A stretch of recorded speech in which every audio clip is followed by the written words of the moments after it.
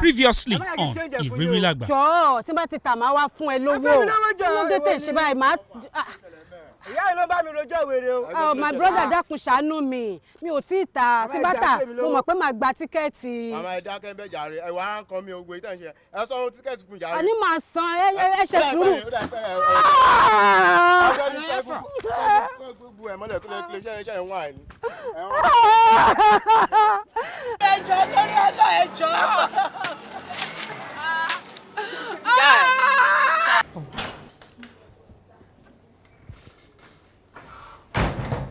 Màmá.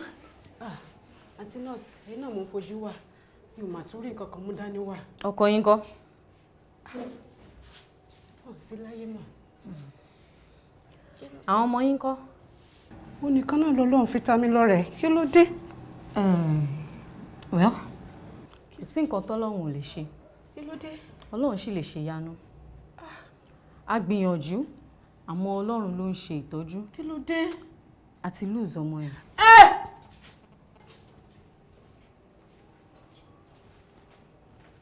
Ẹ̀dùn. Kí ló wí?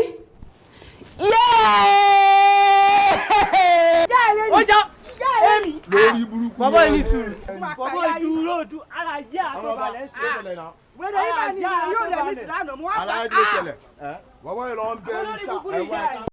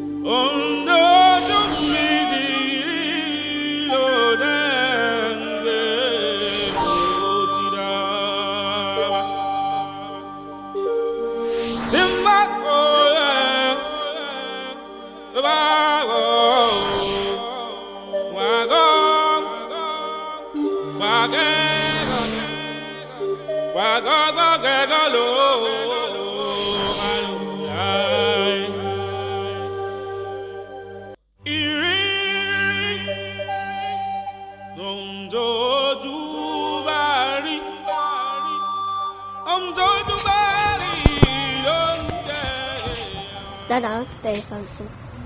What's that, Danny? I and my friend want to contribute money in school.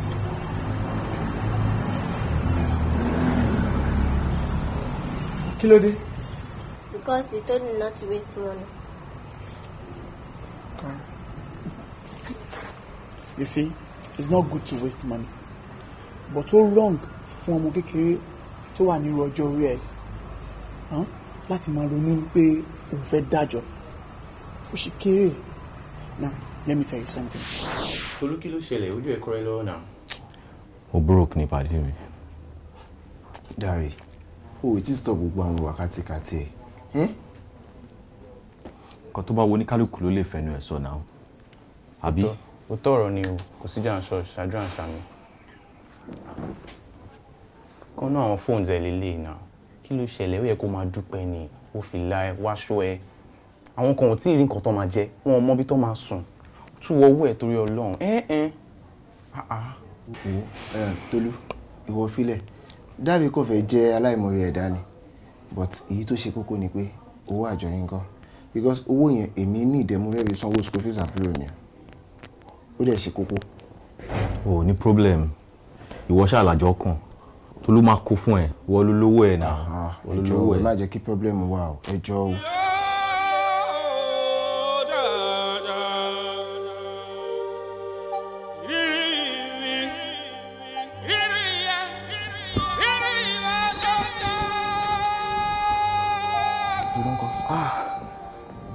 Irú stupid question wo nìyẹn?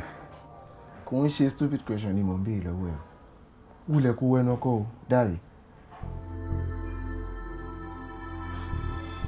Ṣé kò ń ṣe nǹkan tí mò ń rò ṣá? kò gbọ́dọ̀ jẹ́ nǹkan tó ń rí kò gbọ́dọ̀ jẹ́ nǹkan tó ń rí ṣẹlẹ̀. Tolu. Ṣó lè believe pé Tolu fi owó wa travel out ni?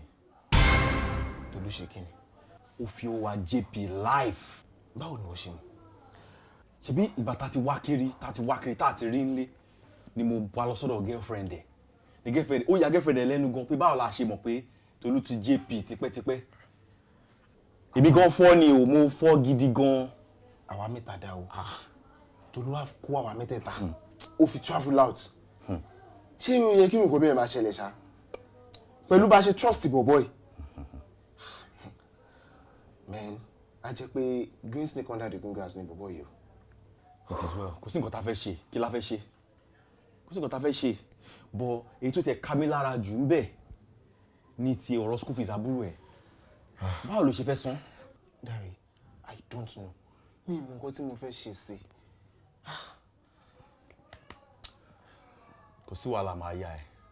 Dari, wàá yá mi. Máa yá ẹ pàdé mi. Thank you so much. O ṣé gan. Olóòrùn dojú tí ẹ. Thank you so much. Máa yá ẹ, máa yá ẹ. Thank you so much. Kí la wà fúnra wa fún? Máa yá ẹ, máa God bless you.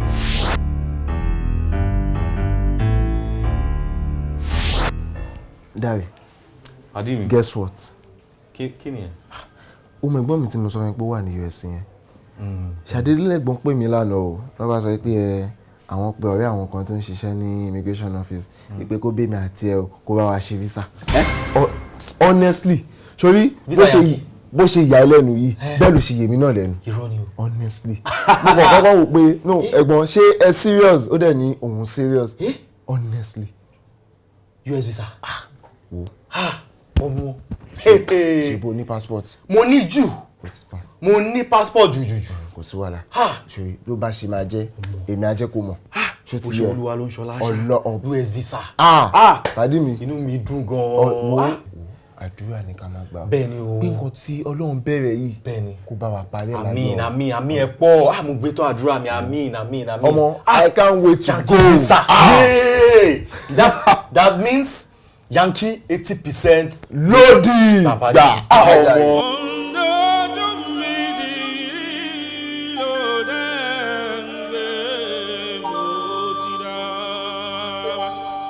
In fact, I'm so happy o.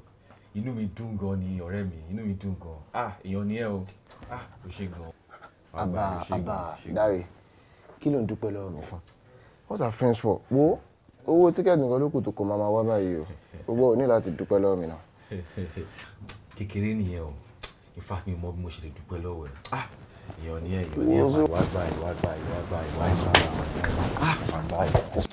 wá gbà. Inú mi dùn gan.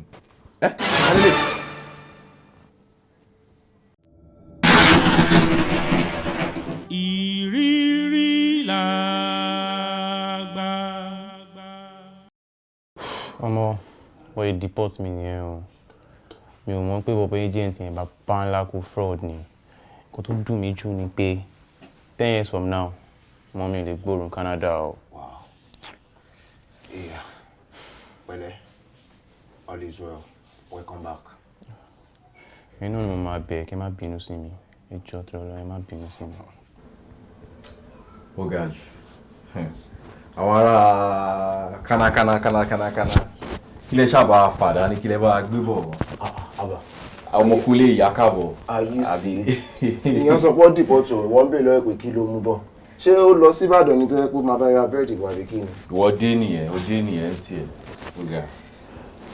Mo dẹ̀ rò pàpà ṣá. Kí ni ẹ?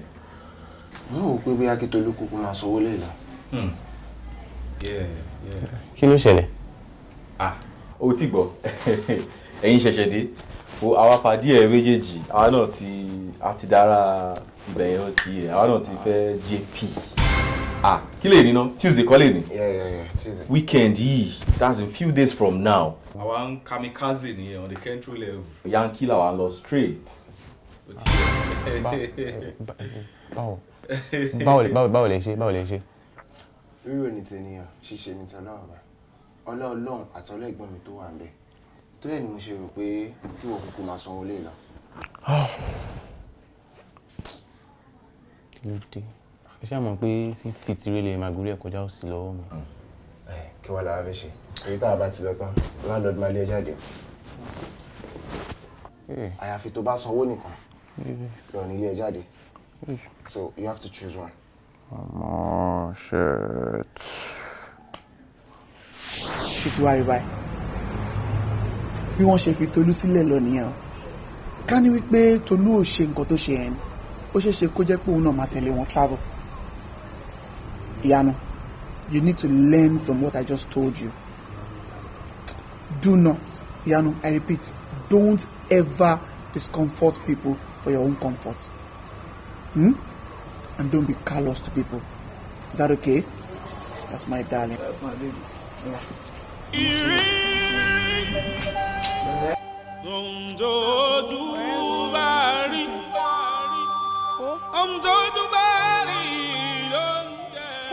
Ọmọ wo shop ó bó ṣe dàbí pé kíní ìjẹ́ tèmi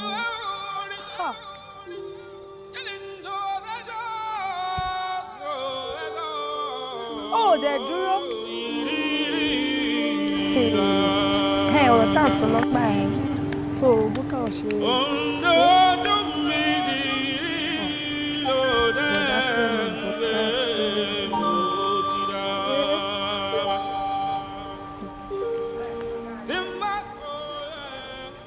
Brafem.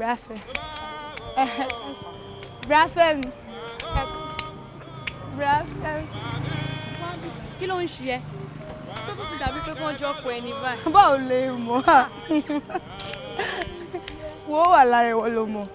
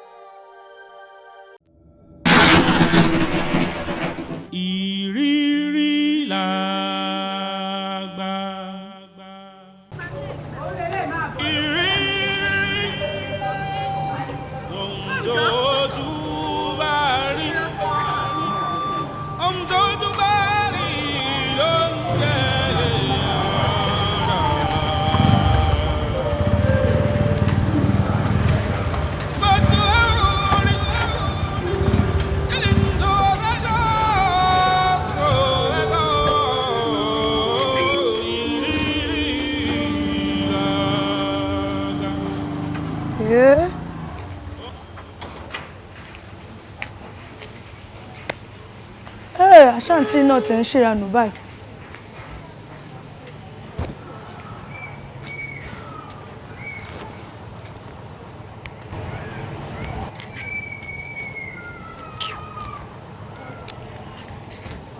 Hello bra Fẹ́mi.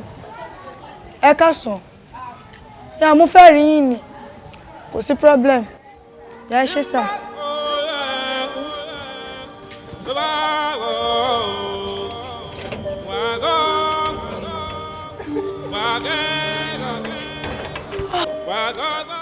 Mo fẹ́ rí yín sà. Ṣé kò lè? Kò sí problem. Nǹkan tó ṣẹlẹ̀ ni pé ìyàwó yín mo rí wọn tó gbóúnjẹ wá sí hòtẹ́ẹ̀lì tèmi tí ń ṣiṣẹ́.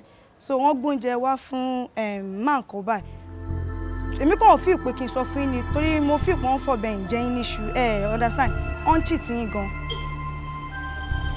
Ìyàwó mi. Àǹtí. Are you sure? 100% sure. Ṣé mo fẹ́ máa mú yín ṣeré ni sà? O ṣé. Yes. O ṣé gan. Yes.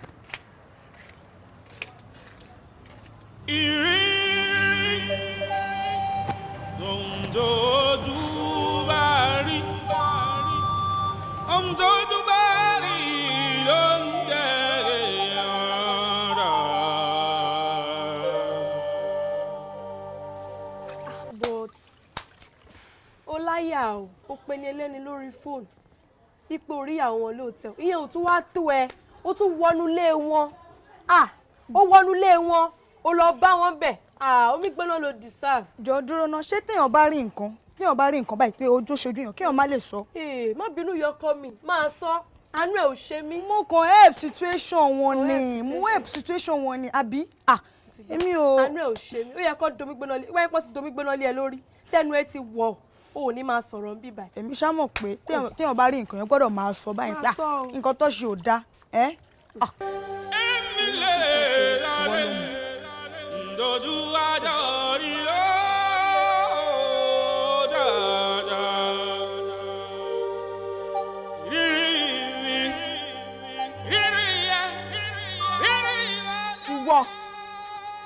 ìwọ wá sínú ilé mi ó wá ń parọ́ mọ́ mi. ìwọ lọ́nà wá ọlọ́run tẹ̀lé fún ẹ ṣe. ẹjọ́ tó lé lọ́mọ bá ti wá sí ìbá ẹjọ́ ṣé mo rán yín lóṣìṣẹ́ ni ṣé mo rí yín lóòótẹ́ no ẹ wo ojú mi kan sọ fún mi pé mo rí yín lóòótẹ́ no ẹ sọ fún mi pé mo rí yín. sọ fún mi lótú ti tẹ̀mí wípé orí èmi lóòótẹ́ o. ẹ ṣé mo rí yín ni ṣé mo rí ẹ sọ fún mi. it's okay. ilé ayé mà ti wá bàjẹ́. ó ti tó. Adéọlá. Dálẹ̀. tó bá mọ̀ wípé o fẹ́ kí ọ̀rọ̀ yìí ní ìrojú jẹ́ ká wọnú ilé lọ. no kó wá ó lè sọ ó ń parọ́ mọ́ mi lójú mi ó dẹ̀ tún sọ pọ̀ ọ̀sẹ̀ pé kó wọlé ká lọ mi ò tẹ̀ gbó everybody ò tẹ̀lé bá mi dá sẹ́ni sí. ok fine tó bá jẹ́ pé o lè máa sọ fún pé ọ̀rọ̀ ẹnu mi rùn mi ò lè bá ẹ sọ̀rọ̀ mọ́ o ti kọjá ní tí mo lè bá wí mọ́ tí mo sọ fún ẹ pé kò jẹ́ ká wọnú ilé kan kú bá wa dá sọ ní no jẹ́ kí n lọ pẹ́ ẹni tó lè bá ẹ sọ̀rọ̀ wa. bí a mo rán yín kẹ́ ẹ ṣòṣì lọ bí èmi ni mo rán yín lóṣìṣẹ́ tẹ́ fi hàn pariwo mọ́ mi báyìí. ìwọ tó yẹ pé last born ni ojú ẹ lọ. ẹ wo àwọn rèé ẹni tí mò ń sọ gangan àwọn gangan lélẹ̀ àwọn rèé àwọn gangan lọ́jọ́ wá bọ́ ìwọlé ọ̀kadà drop wọn bóyá drop wọn tó àwọn gbóúnjẹ mo tó fa láìlọ́ǹda náà tẹ̀lé wọn wọlé. níṣòro àbúrò níṣòro ṣé nǹkan tó ń tra láti sọ ni pé ẹni tó jọ rí wọn pọ̀ rẹ̀. aláwọ̀ rèé àwọn gangan rèé. rárá ibi tí mo fẹ́ nìyẹn ẹ jẹ́ kí n wà bí mo ṣe fẹ́ nìyẹn. ọkùn ṣé mi àtọkọ mi ṣáà ti ṣẹ̀yìn fẹ́lẹ̀. ẹ ṣe mí o. ẹ wo bí ilé ṣe tóbi tó yìí rooms 3 ló wà available fún mi ìtọ́ bá wù ilẹ̀ lè wọ̀ láti sùn. mo ní ibi tí mo fẹ́ nìyẹn ṣé wàhálà wà ń bẹ̀ ni. ọkùn kò sí wàhálà darling don't worry tó bá jẹ́ pé ibẹ̀ ṣe fẹ́ náà nìyẹn kò sí problem ẹ má ọ̀rẹ́ lẹ́yìn ibẹ̀ yẹn ṣé nǹkan míì tún wà tẹ́nìd. nǹkan míì wà o ṣùgbọ́n màá sọ̀tì gbogbo yẹn já fúnra mi. ọkùn bó ṣe gbà wípé ní skeleton nínú kọ́bọ̀dù yẹn aṣẹ́yìn dẹ̀ máa tún sí mi lọ́wọ́ bí ìmọ̀ orí ti dẹ̀ fi lè wà pẹ̀lú wa ṣáà ti ṣẹ̀yìn ni kẹsì bá wọn kẹ bá wọn ṣeré kẹṣe. ẹ ṣe mí ṣùgbọ́n kò lè yé yín. kódà kò sí tó kọ́ mi anyway ṣe a máa jẹun sí abẹ́rẹ́ jẹun. mi ò jẹun mọ́. ẹ tún ní jẹun. mi ò jẹun mọ́. mo wọn favourite iyán ni máa gún fún yín bó ti yẹ pé mi ì lápá ẹ máa ru pando yàn fún yín. ẹ jẹ lọ́bẹ̀ lẹ́kùn sí ilé. a kú sí gbogbo everything ló wà nílé kí lẹ fẹ́ jẹ kókó dá everything wà. ẹ rà sá. ṣọtúwárì mo gbé oúnjẹ lọ fún ọkùnrin hòtẹ́ẹ̀lì ẹ̀gbọ́n ọkọ mi ni mo gbé oúnjẹ lọ fún ni wọ́n wá sórí ẹ̀wà ló wá insult mi nínú ilé mi ó ń parọ́ mọ́ mi sójú ọkọ mi níwọ̀ ṣọ́kiri ẹ̀gbọ́n ọkọ mi lélẹ́yìn náà níwọ̀ ó yá bí wọ́n ṣe wọ̀ yẹn ẹ má dálé mi o má dálé mi ẹ ṣe wọ́n tó bá ní sùúrù are you mad?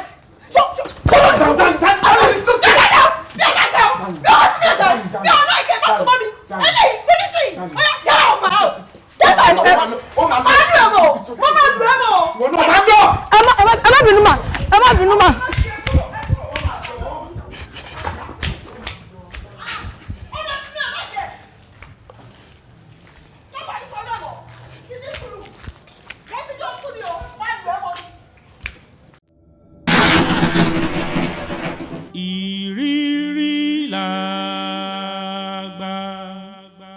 Next on IRIRILAGBA. ṣé nítorí èlò ṣe wá ń sọ nǹkan tó ń sọ yẹn. Sandra èmi mo mọ level tó wà ńgbà tó wà lọ́dọ̀ ọ̀rẹ́ mi tó wà lára ǹdẹ mo fẹ́ gbé ẹ kọjá level yẹn ni díẹ̀ máa tọ́jú ẹ tó bá bọ́ sọ́wọ́ ara àtàwọn lè mọ iye ẹ látìgbà tó dẹ̀ ti wà ń bẹ̀ yẹn nífẹ̀ẹ́ ti wà lọ́kàn mi àfi bí ìgbà tó ẹgbẹ́ lóun kọ́ fi nǹkan tó ṣẹlẹ̀ ẹ̀ ṣe sábàbí ni jẹ́ máa tọ́jú ẹ̀ jọ́ nítorí ọlọ́run kò fún mi ní little space nínú heart ẹ̀ kó wá wọn nǹkan tẹ́mi fẹ́ fi dá lára I love you so much. mi ò fẹ́ wàhálà o kí ló fẹ́ jẹ́ káwọn èèyàn máa sọ. Sandra tó bá jẹ́ pé nítorí nǹkan táwọn èèyàn fẹ́ sọ ni ìwọ filẹ̀ ṣebí mi lọ fẹ́ bó mi lọ fẹ́ sọ̀rọ̀ sí ìwọ dé mi dá yẹn ìyẹn ò kàn wọ tètè mi ni pé little space ni kò kàn fún mi nínú àti ẹ̀kọ́ nǹkan tẹ́mi fẹ́ fi dá lára kí máa múnú ẹ̀ dùn ni. mi ò fẹ́ wàhálà o mi ò fẹ́ wàhálà o. bó ṣe sọ pé ó fẹ́ wàhálà yẹn tó tiẹ̀ lánàá tó ń dá mi lóyè mo kàn tún lọ́ọ̀fù ẹ̀ sí ni. jẹ́jẹ́ mi ni mo jókòó. I love you, Sandra. jẹ́jẹ́ mi ni mo jókòó gbà yín ní ìsìlọ́ máa ní pé èèyàn tuntun fẹ́ ọ̀rẹ́ ọkọ èèyàn mi ì fẹ́ wàhálà o. ìwọ máa wọ̀ rẹ̀ ṣáàṣì tẹ̀mí kọ́yà kí ló ń ju ẹ lọ́wọ́ tó ń fi jólẹ̀ ẹ̀rín ẹ̀ pa mí ṣá ìwọ tó ẹ̀ṣẹ̀ jáde tó ẹ pé gbogbo nǹkan tó ẹ kó máa rò ní ayé ẹ báyìí ni pé bó ṣe fẹ́ mi tọ̀ padà o ò dúpẹ́ fọlọ́n kó tún padà o wá ń wò pé tó yẹ pé gbogbo property ẹ̀ tó ti gbà bó ṣe máa jẹ́nà ẹ̀ padà ló yẹ kó máa rò o wá ń sunkún ẹlẹ́lẹ́yà kan bí báyìí abọ́wọ́lá sọ fọ́mọ láàbì tó bá dénú ẹ̀ kó dodidi o ọgbà àwọn ẹgbẹ́ ẹ̀ tó ti jẹ́ lọ́mọ ẹ̀ lára bó ṣe máa lé wọn múlẹ̀ ẹ̀ kó máa sáré ẹ̀ kójú kó rí ẹ pé owó tí mo ní mò ń yá ẹ o tó bá dé tó o gbọ́ ti dání àtẹ̀kọ́ o mú. ṣé èmi gan mo ti lẹ́yìn lẹ́sìn mi. ṣé ni tí òróró lé san ó tún máa múra báyìí ṣé o fẹ́ lọ mú mọ́tò tó fẹ́ fi kọ́ ẹrù ẹ̀ ni. ẹ ò ń bẹ̀ mí mi ì máa rí ẹ máa gbà mí kẹ ò ń bẹ̀ mí. máa sún as soon as possible báyìí tó bá ti rẹ́ẹ̀dì máa sún sá. ṣé àsìkò ló ń ṣe kó máa bẹ̀ mí. ìrírí òǹdòdú bá rí òǹdòdú bá rí ló ń tẹ̀lé ọ̀rọ̀ mọ́tò